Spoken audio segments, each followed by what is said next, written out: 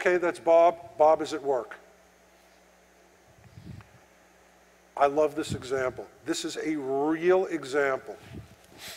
Massachusetts, DMV, the driver's license people in Massachusetts, a couple of years ago when they were implementing their facial recognition program, I mean, you know, they were up late with pizza and Jolt Cola, and they were punchy, and the sixth sense of humor comes out, so they said, you know what? Let's test this out. Let's get some photos from the America's Most Wanted website, and let's compare it to the Massachusetts DMV driver's license photo database. And they did, and they actually caught a guy. They called the state police. They said, you're not going to believe this. State police says, yep, it's really Robert Howell, and they went and arrested him. New York Times article. Sun Times article from earlier this year. Illinois implemented facial recognition with their driver's licenses, ran a program to compare all the driver's licenses against all the other driver's licenses to detect people getting multiple driver's licenses, caught a whole bunch of people. Now, we're not the government. A really annoying television producer came to me and he said, listen, you've got all this technology.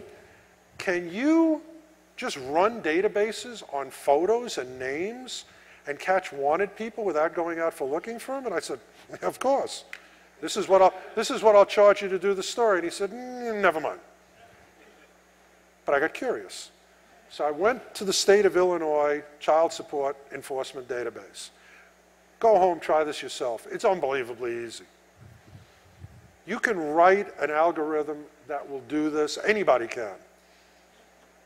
Here's a guy, Blaine, who last paid child support in 2007, and he owes $40,806.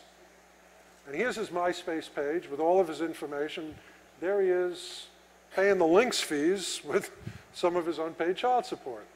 Next one's even funnier. Here you have a guy, Ronald, who last paid in 2007. He owes almost $100,000 bucks, $99,066. There's his wanted poster. There's his MySpace page. Now, I want you to look. I love this. I want you to look at the difference between the top photo, where he's like buff and in good shape and happy and clear-eyed, and the bottom where he's laying on a couch wearing a T-shirt, you know, putting on weight, blurry-eyed. That's his MySpace friends. So now you know why. That's where the child support and the sleep is going. Okay, so you guys are hackers. You learn about exploits, and you try to figure out countermeasures. So you wear, you know, you decide, you know, these facial recognition cameras aren't going to get me. I'm going to go to the novelty store and get a Groucho Marx nose and glasses and walk down the street. Won't help.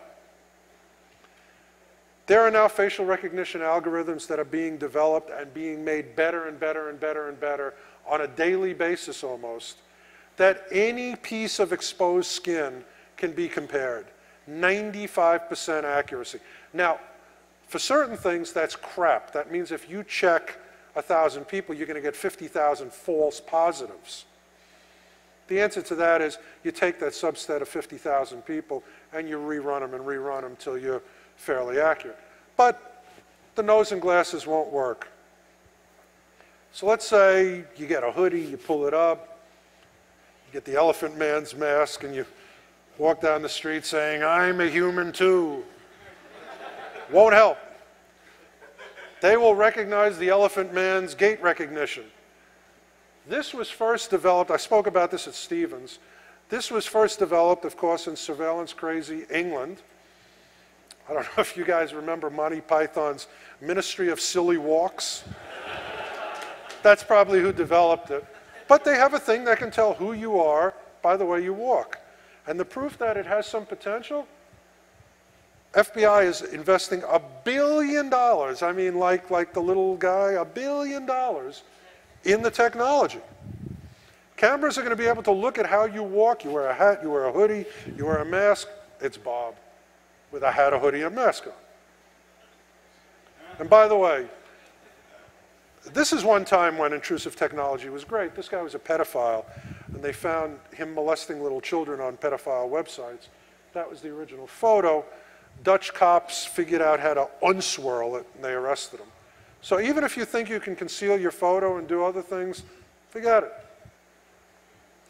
All right. So you say, they're going to recognize me. They can tell how I walk. I'm going to get in my car, and I'm going to tint the windows, and I'm going to travel safely, and only like pop out at the last moment and run into the building.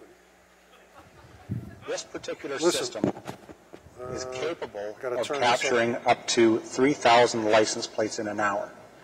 We have 2 forward-facing cameras and 1 side-facing camera.